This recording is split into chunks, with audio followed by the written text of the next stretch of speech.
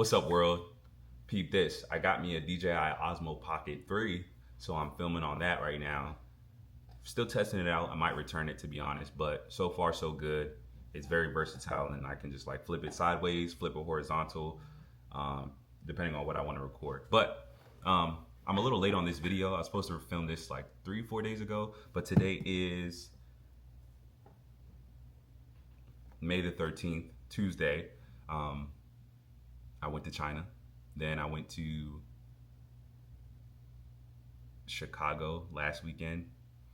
Tell you about the China trip. Man, I could go on for days. I absolutely loved China. I can't speak highly enough about it.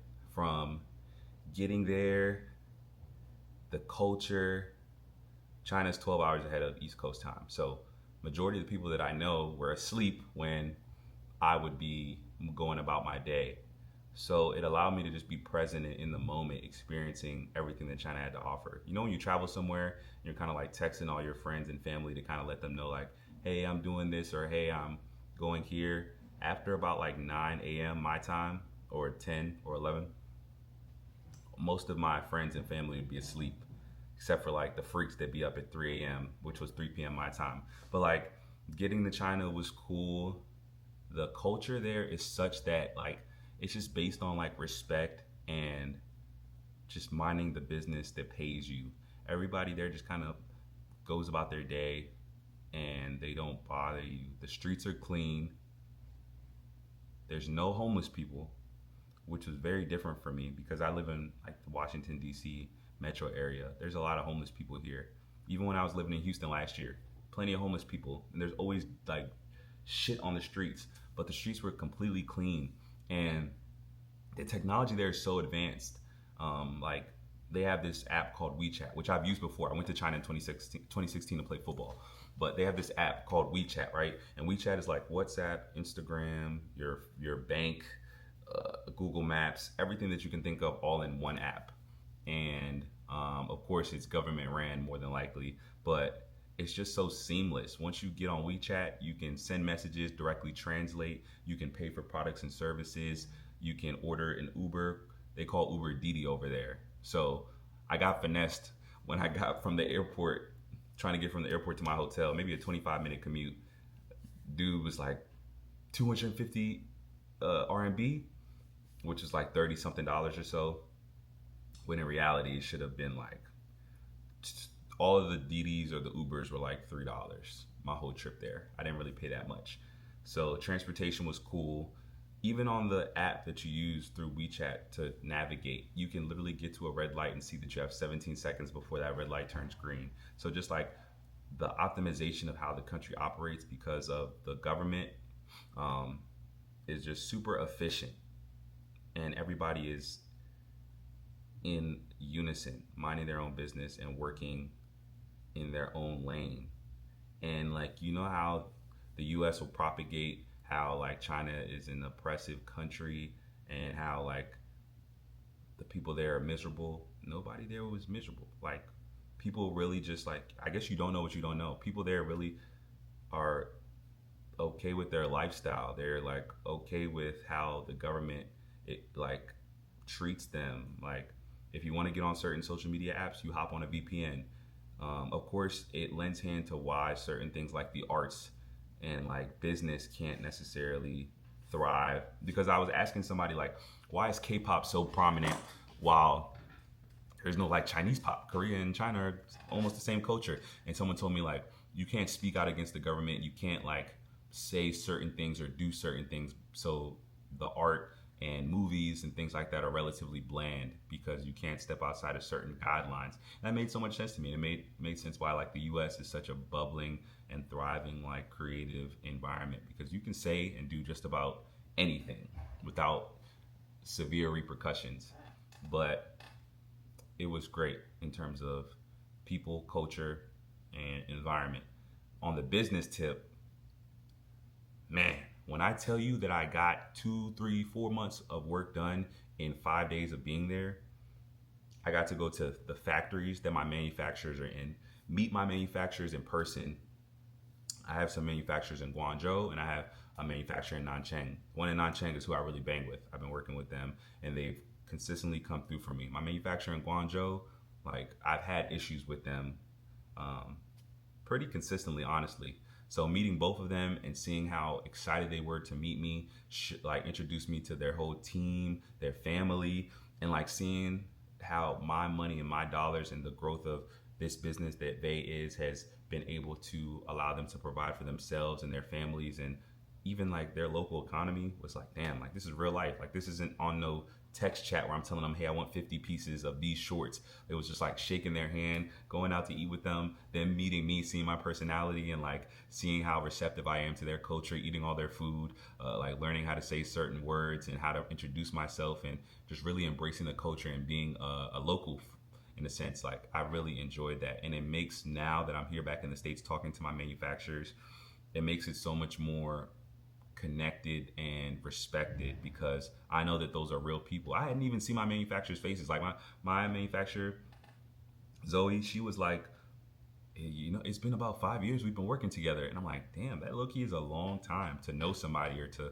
work with somebody, especially when you're doing business with someone. For 5 years, that's a substantial amount of time. So I really enjoyed that. Going to the factory and seeing the back end of the business in terms of product development, in terms of how they manufacture, the stitching rooms, the like cut and sew, how they package everything. I literally got to see everything from step A to step Z of the back end of how the product goes from me paying to it coming here and sitting in my warehouse where I'll fulfill it, which gave me a very good perspective of like, okay, this is how much this costs. This is the level of specificity I'm able to have in the products that I'm making and what I'm doing. And it made me realize that there's a whole bigger world of creativity that I can have behind my products, because I went to like the fabric mills or the fabric like districts. They have districts in China, so like they'll have a district where all of the shoe manufacturers will be. They'll have a district where all of the hair and personal products will be. They'll have a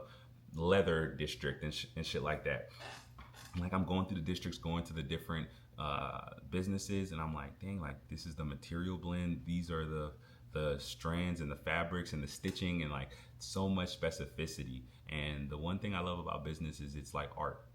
People think business is just numbers, but numbers are art, and the way that you express yourself through the work that you do is art. So like I'm able to create art at a more detailed level now that I have the perspective of how specific I can get with the different things that I'm creating. And that's a story that I can tell that will then inspire people to want to purchase the products that I create, you know? Because we all have the same manufacturers relatively, they all have the same resources.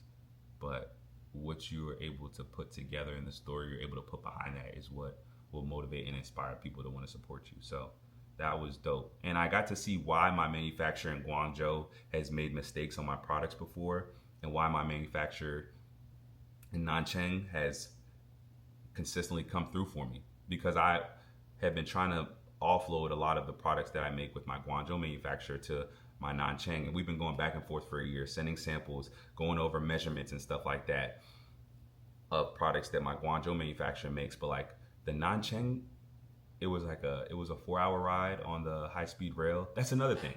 The high-speed rail literally will take you to anywhere in China. We don't have that here in the U.S. Only like 4 or 5 major cities have railways because of big oil and because of big auto. They don't want you to be able to take no train. They want you to hop in a car that you purchase from them and get some gas that you purchase from them and go from A to Z. But yeah, it was a great experience, honestly. What was I saying? Oh, I was saying I see why my Nanchang manufacturer is elite, because they have a 6-floor building. Each building has a department. They take a lot more care and patience in the work that they do. It's just a clean run operation. There's no like, it's less chaos. When I went to my Guangzhou manufacturer, mind you, my Guangzhou manufacturer, great people, great like business, but like how they operate is much less detailed and structured and organized than my Nanchang manufacturer. And seeing that in person made me realize like, oh, okay, like these are great people, have great core values, but in terms of business, I can scale and grow with Nanchang.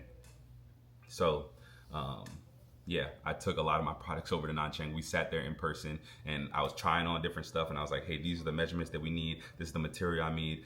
Let's go to your back room and see the archives that you have. These are the products that I kind of want to start to develop. And it just made things so much more seamless. The food was amazing. I'm super open to eating anything. I was eating a lot of stuff I couldn't pronounce. Didn't necessarily know what exactly it was, but I just really loved the food and the culture. Nanchang noodles, spicy as hell. What else was there that was really cool for me? Man, just that whole trip. I got to go to Canton Fair, which is a really big expo that happens every year in China, where all the suppliers and distributors pretty much meet in China.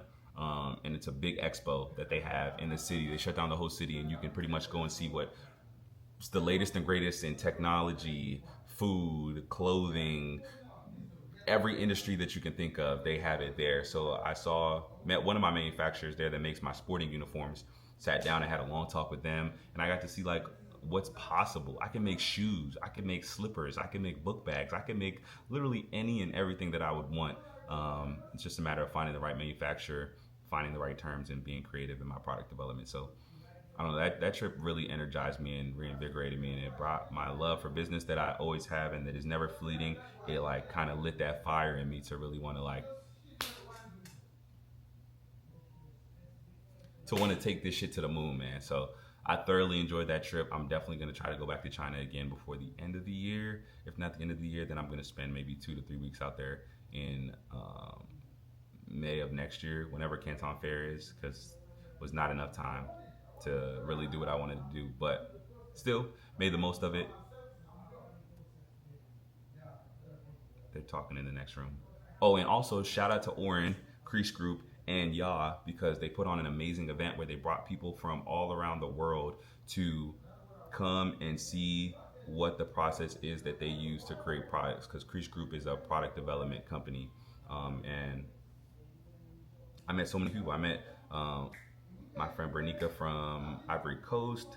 I met my man's Manuel from Mexico. Just so many different people from around the world that all were there for the same interest, and it was just a microcosm of excellence and hustle. And if you're coming to China, that probably means you mean business and you're serious about what you're doing. So I really enjoyed that experience as well too. And it showed me how important personal brand is, because without these folks making YouTube videos or making Instagram videos consistently, being cringe, putting their content out there for however many years until people finally saw it, I would have never known about this experience, So I want to make sure that I'm doing the same for myself in terms of the brand, in terms of myself, the things that I like, the things that I support. I just need to put content out there, continue to develop my personal brand, build my goodwill, so that over time people will start to understand me and will have exposure to the things that I care about and be invested in the things that I'm doing. So thank you for listening to this Yap session. I will catch y'all later. I'll probably make a video later this week so I can stay on schedule. Have a great day on purpose. Be the difference. Peep this jump though, like it got the motion detection. Oh, let me show you the packages. Look at all this inventory that we have like 200 or so packages that we have to fulfill from Kickstarter. I made some headway. Some of my friends came through yesterday and helped me out. We got a lot of work to do.